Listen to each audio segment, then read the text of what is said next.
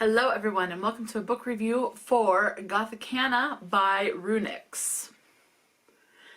This is an adult romance fantasy, a romantasy if you will, and it is dark, okay? This was published in 2021 and it is a standalone. There is an audiobook narrated by Aidan Snow and Scarlett Dorian.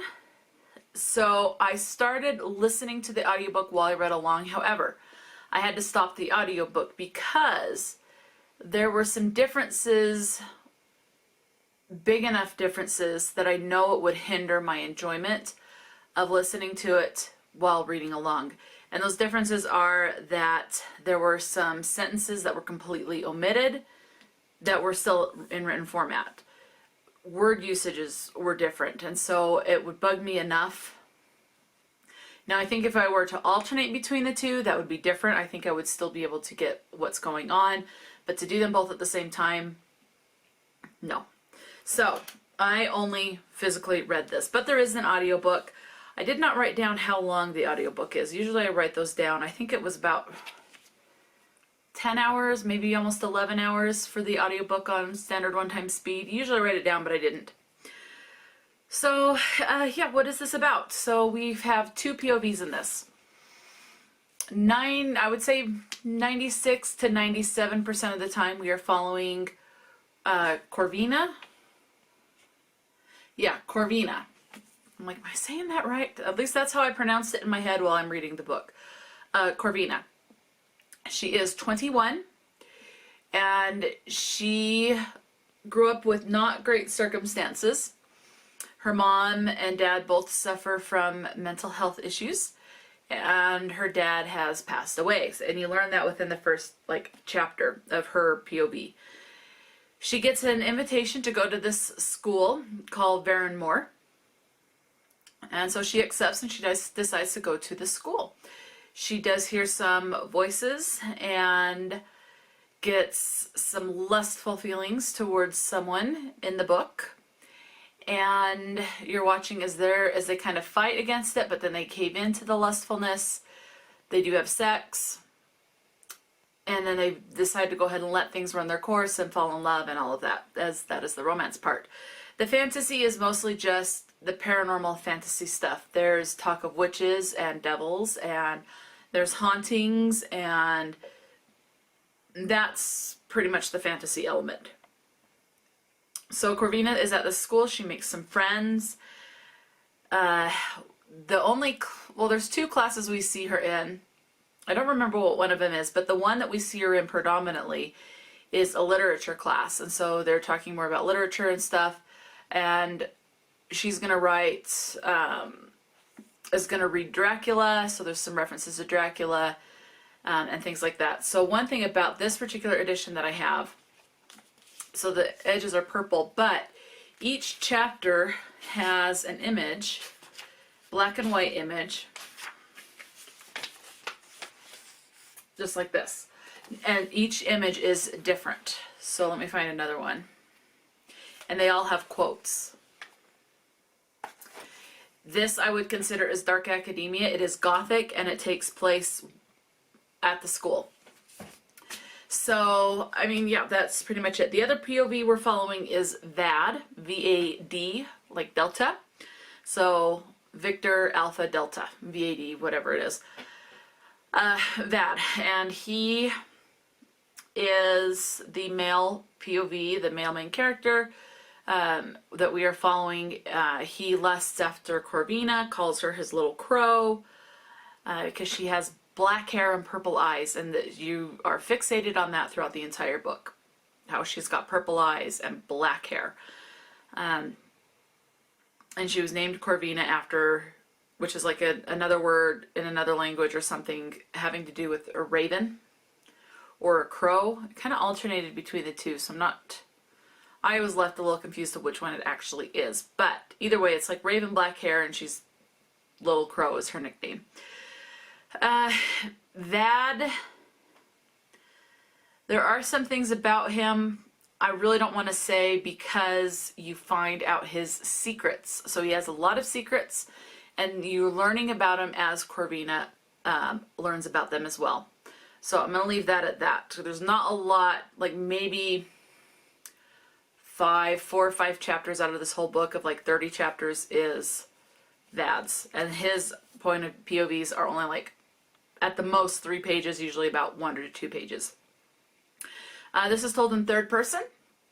And that's pretty much all that this is about. So she's going to school, she's learning, things start to happen, there's hauntings, she hears things, hears voices, and so you're trying to figure out, is this a mental thing that she's starting to have, like a mental breakdown, or is she hearing voices and she's sick, needs help and medication, or is she hearing voices and seeing things that are actually paranormal in nature? So this is very much an unreliable narrator type of a situation.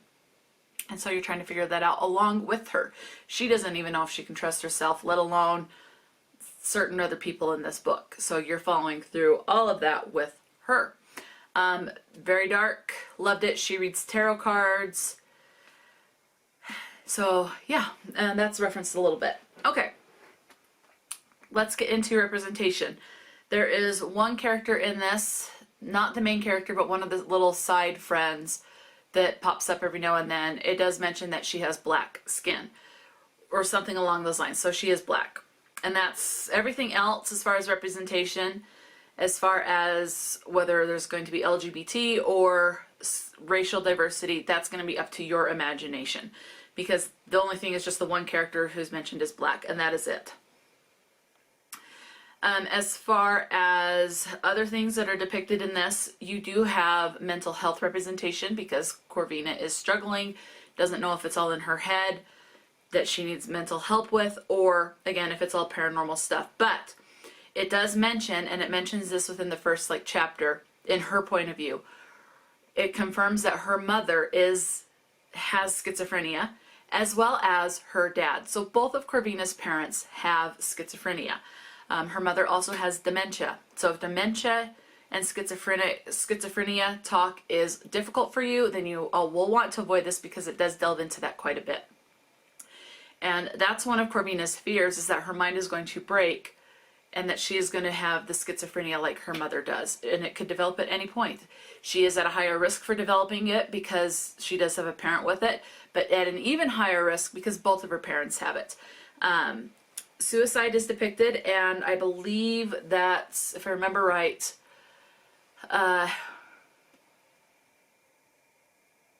her dad committed suicide because he wanted to protect his wife and his child. So that's what that is. So that it is depicted on page.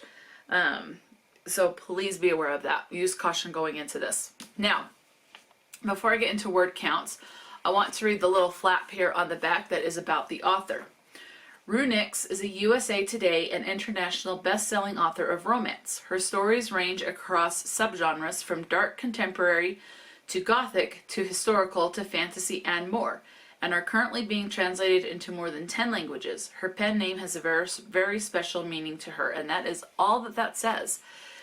Now, the cool thing with this book as well, there is an audio playlist, so a music playlist, and it is like, so it starts there, so we have all of this, and then you have this whole page of music, and then to here of music. So there's a lot of songs, like I think it's over 60 when I last counted it. We have songs by Hoser, The Machine, Evanescence, 2 Feet, Billie Eilish, Gangs of Youth, Adrian Von Ziegler, Peter Gundry, Cigarettes After Sex, Unions, is it Ruelle? Ruelle? Not sure. Anyway, so yeah, a lot of songs on this, and they are darker songs. It definitely has the dark undertone and vibes. So, some fun stuff with this. Don't know much about the author. And it has the playlist, a long playlist, which I love. It's gothic, it's dark, it's romance. So, now, trigger warnings.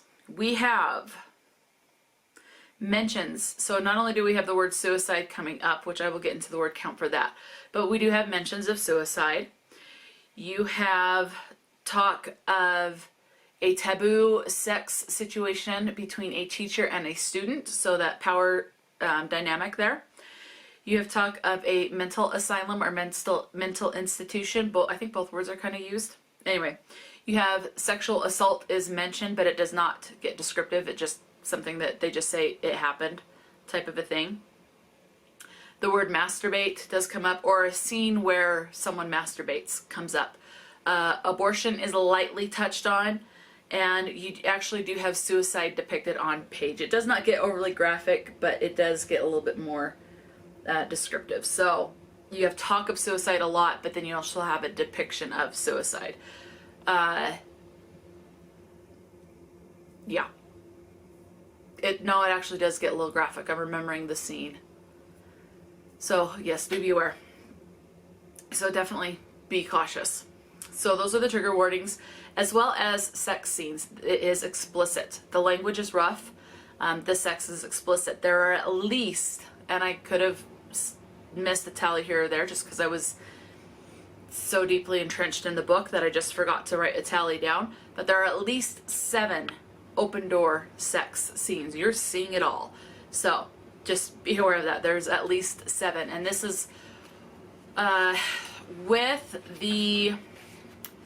So after the epilogue, there's kind of like an extended scene where it's taking you back to an event that happened at this castle that's converted to this school. But instead of Corvina's POV, we're following the male character, Vad. We are following his POV while he's somewhere else in the building trying to figure something else out. So different perspective, different location in the castle. So with that, it is 392 pages. And again, that's at least 7 open door sex scenes within this book. So let's get into word counts in case you're still on the fence. I love this. If you like dark, if you don't mind and actually enjoy open door sex, then you might like this. If you like, especially if you like paranormal, gothic type books, this definitely hits those vibes. So let's talk word counts. And these are just the order that I say these are the order that they popped up first appeared in the book. Okay. So other than that, they're in no particular order as far as word counts. So I'll tell you what words come up and I'll get into a little bit more information. So from this point on, please be 18 or older to continue watching this video, as these words are sexual, or at least most of them. So we have the word shit coming up 22 times. Piss 1 time. That is used as like, it was in like, the one movie I remember hearing it in was Harry Potter and the, I don't know, one of them, where Ron tells Harry to piss off. Goblet of Fire is the one it was, because he's not happy that the name come up. Anyway, the whole situation there. And so it's like F off type of a thing. So, but I'm not, this is like in a fictional setting, so I can't tell you for sure if this takes place in Europe or it takes place in the United States or where it is. So this could take place pretty much anywhere. There's not really anything culturally that differentiates between other cultures that I was able to pick up on. Now someone else may pick up on it and will know for sure, but I don't. Continuing on, we have hell 40 times, damn 20. The word God comes up 38 times, not in a religious sense. Badass 1 time. Asshole 7. The word suicide comes up 8 times. The name Jesus 5 times, not in a religious sense. Ass comes up 10. Bitch 4. Libido 2 times. Bullshit 3. Breast 27. Nipple 29. Erotic 6. Arouse 9. Now, with something like arouse, you could have, why were you aroused? Is this arousing to you? And arousal. So there can be some slight variations. We have the word come, C-O-M-E, as far as like having an orgasm. That comes up 15 times. The word orgy comes up 3 times. Blowjob once. Slutty once. Wet 17. Penetrate comes up 4 times. It actually comes up more than that, but used in the sexual way, it is 4 times. So it talks about sexual penetration, but then there are other things where it's like certain thoughts penetrated my mind. So penetrate does come up more, but 4 times in the sexual usage. Continuing on, we have opening 1 time, moist once, juice once, walls 10, bulge 7, dick 6, balls 2, cock 17, the name Lord twice, not in a religious sense, clit 8, pussy 24, thrust 10, length 2, grind once, ram 3 times, seed 3, lips once. And this triggered another thing. At the start of the book, it is mentioned about someone being a virgin. So that is brought up, but it's not, it's just kind of done in passing, like, oh, this will be the first time I'm having sex type of a thing. And so the partner kind of walks them through it for the first time, which was nice to see. And that part of it. And vasectomy is also mentioned a couple of times in this book. So if you're wanting a book that talks about vasectomy, just like I had a vasectomy, then this is mentioned. I think the word only comes up 2, maybe 3 times.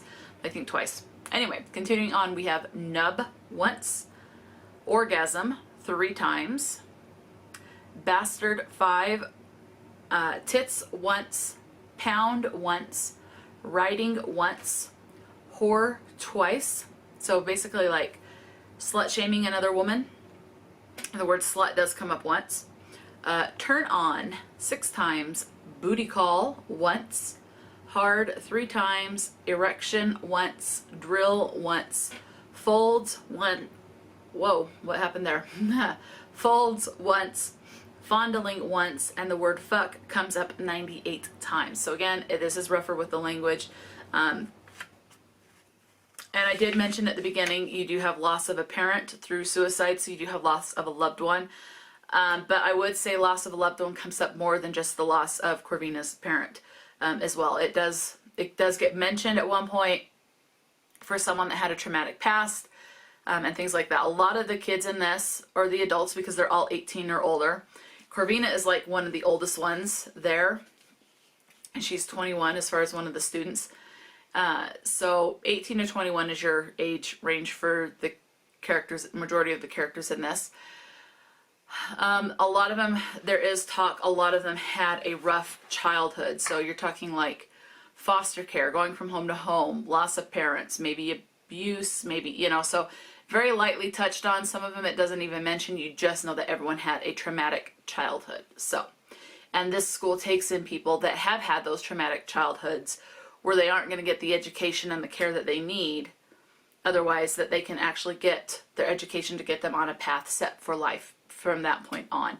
So that's the purpose of the school, is to get people from those troubled upbringings into a place where they can kind of get their feet more on solid, stable ground to try and have a better chance at the future, having a better life and things like that. So I liked the purpose of that. So anyway, so yeah, that is this book, Gothicana by Runix. I have already ordered another books by Runix because I really enjoyed the writing, and so I do want to read more of this author's work.